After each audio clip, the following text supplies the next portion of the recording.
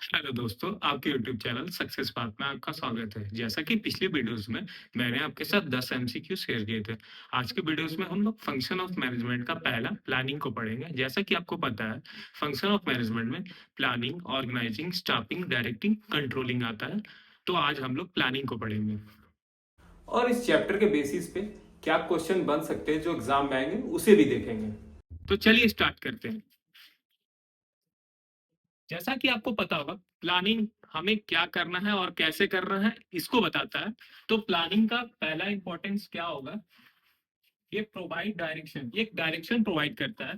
दूसरा, reduce the risk of uncertainty, ये uncertainty को भी कम करता है। यदि हम पहले से प्लानिंग करेंगे तो आने वाली कोई भी अनसर्टेनिटी को हम रोक सकते हैं, जिसके लिए हम पहले से प्रोविजन बना सकते हैं। Reduce overlapping and wasteful activity, ये ओवरलैपिंग को भी कम करता है और वेस्टफुल एक्टिविटी को भी कम करता है, क्योंकि जब हम कोई प्लानिंग कर लेते हैं तो उसे एक काम को हमको दो बार नहीं करना पड़ता। इस वजह से ये ओवरलैपिंग को भी और वेस्टफुल एक्टिविटीज को भी कम करता है। प्रमोट इनोवेटिव आइडियाज, जैसा कि हम बोल सकते हैं कि आज हम एक प्लान कर रहे हैं कि एग्जाम में हमें किस तरह से तैयारी करनी है और उसे हमें अचीव करना है। तो हम एक दिन में 10-10 चैप्टर को पढ़ रहे हैं, तो एक ये इनोवेटिव आइडिया है कि हम अपने अंदर एक इनोवेशन ला रहे हैं कि हम किस तरह से एग्जाम्स के लिए पढ़ें। फैसिलिटेट्स डिसीजन मेकिंग, जैसा कि हम अपने फ्यूचर के बारे में एक प्लानिंग करते हैं और प्लानिंग करने के बाद हम एक डिसीजन पे पहुंचते हैं कि हमें फ्यूचर में क्या करना है, तो ये फैसिलिटेट करता है डिसीजन मेकिंग को। उसके बाद आता है planning establish standard for controlling, जैसा कि आज हम एग्जाम की प्रिपरेशन कर रहे हैं और जिस दिन हमारा रिजल्ट आएगा तो हम उस दिन अपने आप को देख पाएंगे कि मेरा स्टैंडर्ड क्या था, हम कितना स्कोर कर। तो ये स्टैब्लिश करता है स्टैंडर्ड्स फॉर कंट्रोलिंग। अब पढ़ेंगे फीचर्स ऑफ प्लानिंग। पहला है फोकस ऑन अचीविंग ऑब्जेक्ट्स, ये हमारी किसी भी ऑब्जेक्ट्स को अचीव करने में हमारी मदद करता है, जिसके लिए हम प्लान कर रहे होते हैं। दूसरा है, ये प्राइमरी फंक्शन ऑफ मैनेजमेंट है, किसी भी मैनेजमेंट का प्राइमरी फंक्शन होता है। तीसरा, ये परवेसिव है, किसी भी ऑर्गेनाइजेशन, छोटा ऑर्गेनाइजेशन हो बड़ा ऑर्गेनाइजेशन हो, सबके लिए जरूरी होता है, क्योंकि सारे ऑर्गेनाइजेशन प्लानिंग करते हैं। ये कंटिन्यूस प्रोसेस है, ये प्रोसेस चलता ही रहता है क्योंकि प्लानिंग हमेशा ही चलता है। इसके बाद आता है ये फ्यूचरिस्टिक, ये फ्यूचर को देख के प्लान करते हैं कि फ्यूचर में हमें क्या अचीव करना है और कैसे अचीव करना है, इसके लिए हम प्लान करते हैं। ये फ्यूचरिस्टिक प्रोसेस होता है। इसके बाद इसमें डिसीजन मेकिंग आता है, क्योंकि हम प्लानिंग करके एक डिसीजन तक पहुंचते हैं कि हमें ऑर्गेनाइजेशन के लिए क्या डिसीजन ले जो अच्छा हो। इसके बाद ये मेंटल एक्सरसाइज है, क्योंकि हम इसे दिमाग से सोचते हैं तो ये एक तरह का मेंटल एक्सरसाइज होता है। अब हम पढ़ेंगे लिमिटेशन ऑफ प्लानिंग, जिसका पहला है लीड्स टू रिजिड। रिजिडिटी में क्या होता है कि हम किसी घर को यदि बना रहे हैं और वो घर आधा बन चुका है, उसके बाद हमें ऐसा लगता है कि ये घर मेरे मुताबिक नहीं बना और उसे यदि हम तोड़ेंगे तो इसमें हमारा लॉस होगा। तो हमारा प्लान क्या बहुत रिजिड होता है, तो ऐसा बोल सकते हैं कि leads to rigidity, planning rigid होता है। दूसरा क्या, may not work in dynamic environment, जैसा कि आज हम किसी चीज को लेकर प्लानिंग कर रहे हैं और कल वो चीज चेंज हो जाए, क्योंकि यार डायनेमिक एनवायरनमेंट है, कुछ ना कुछ हर दिन चेंज होते रहता है। तो आज का प्लान कल फिट नहीं बैठेगा। तो इसलिए हम बोल सकते हैं कि ये डायनेमिक एनवायरनमेंट में वर्क नहीं करता है, क्योंकि यहाँ लिखा हुआ मे नॉट, कर भी सकता और नहीं भी। तीसरा है रिड्यूस क्रिएटिविटी, ये क्रिएटिविटी को कम करता है। अब आप बोलेंगे कि आपने बनाया था, बताया था कि इसका फीचर्स इंपॉर्टेंस होता है कि ये इनोवेटिव होता है, फिर आप बोल रहे हैं कि ये रिड्यूस करता है क्रिएटिविटी को। जैसा कि आपको पता होगा कि प्लानिंग कभी भी टॉप लेवल मैनेजमेंट करता है, जो मिडिल और लोअर होते हैं वो उसको एग्जीक्यूट करते हैं। तो उनका माइंड में क्या चल रहा है वो अपने सुपरवाइजर को या उन टॉप लेवल मैनेजमेंट उनकी बातों को सुनते नहीं है। तो ये कहीं ना कहीं उनकी क्रिएटिविटी को कम करता है। इसके बाद आता है इन्वॉल्व ह्यूज कॉस्ट, क्योंकि इसके लिए हमें प्रोफेशनल्स हायर करने होते हैं और प्रोफेशनल्स हमें एक प्लानिंग बना के देते हैं, तो इसके लिए ह्यूज कॉस्ट लगता है।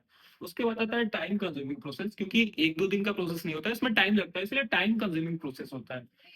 इसके बाद आता है डज नॉट गारंटी सक्सेस, क्योंकि सिर्फ प्लानिंग ही नहीं करना होता है, उसको सही से यदि एग्जीक्यूट नहीं करेंगे तो हमारा कोई भी प्लानिंग सक्सेसफुल नहीं होता है। अब हम लोग देखेंगे प्लानिंग प्रोसेस। पहला होता है सेटिंग ऑब्जेक्टिव, हमें पहले अपना ऑब्जेक्टिव सेट करना पड़ता है, अपना गोल, मेरा क्या गोल है उसको पहले सेट करेंगे।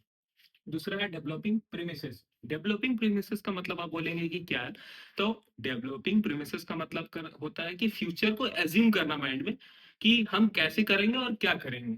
तो पहला सेट कर लिए, दूसरा डेवलप कर लिए, अब हम क्या करेंगे, हम उसको आइडेंटिफाई करेंगे कि हमें क्या चुनना है, क्या ऑप्शन है मेरे सामने। तो identify alternative course of action, जिसमें हम आइडेंटिफाई करते हैं कि हमें क्या चुनना है।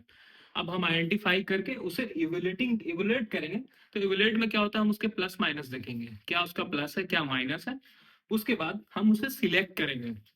अब सिलेक्ट करने के बाद हमें इम्प्लीमेंट करना होगा प्लान को, जिस प्लान को मैंने बनाया है, और साथ ही साथ उसको सबसे लास्ट में हम लोग फॉलो अप करेंगे। तो पहला हो गया सेट करना, फिर डेवलप करना, फिर आइडेंटिफाई करना, फिर एवेल्युएट करना, फिर उसके बाद सिलेक्ट करना, फिर उसके बाद इम्प्लीमेंट करना, फिर फॉलो अप करना।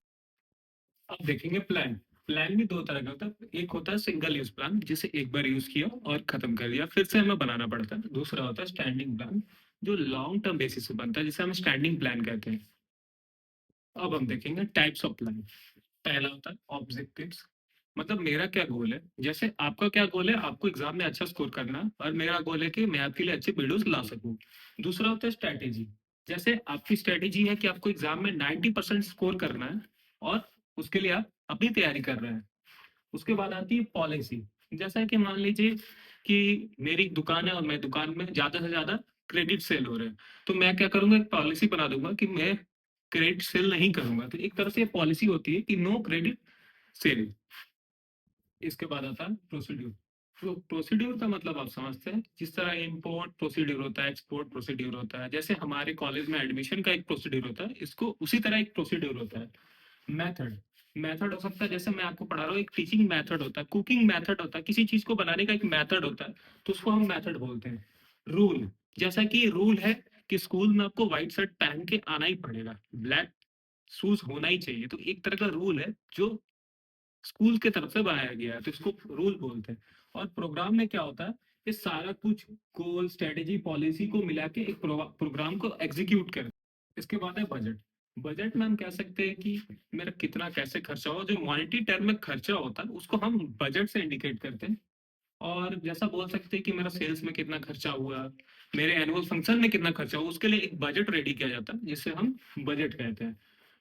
जैसा कि आप देख रहे हैं, पहला ऑब्जेक्टिव गोल सेट करना पड़ता है, दूसरा स्ट्रेटेजी होती है कि हमें 90% स्कोर करना है अपने एग्जाम्स में। उसके बाद आती है पॉलिसी, जो मेरी नो रिफंड पॉलिसी हो सकती है, नो क्रेडिट पॉलिसी हो सकती है। इसके बाद प्रोसीड्यूर होता है, जैसे कि ये भी एक प्रोसीड्यूर है, लाइन बाय लाइन है, सब लाइन से चल रहा है, तो सबका एक प्रोसीड्यूर होता है। इसके बाद आता है मेथड, जैसे टीचिंग मेथड, कुकिंग मेथड।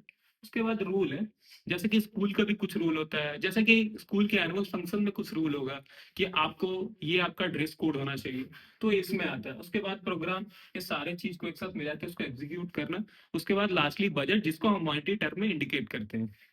तो आज का चैप्टर प्लानिंग यही खत्म होता है, आज का टॉपिक प्लानिंग यही खत्म होता है। अब अगली वीडियो में हम planning related important MCQ question को करेंगे, जिससे हमारा प्लानिंग चैप्टर पूरा ही कंप्लीट हो जाएगा। तो इस वीडियो पे बने रहने के लिए थैंक यू दोस्तों। चैनल को इसी तरह सपोर्ट करें, सब्सक्राइब करें। थैंक यू दोस्तों।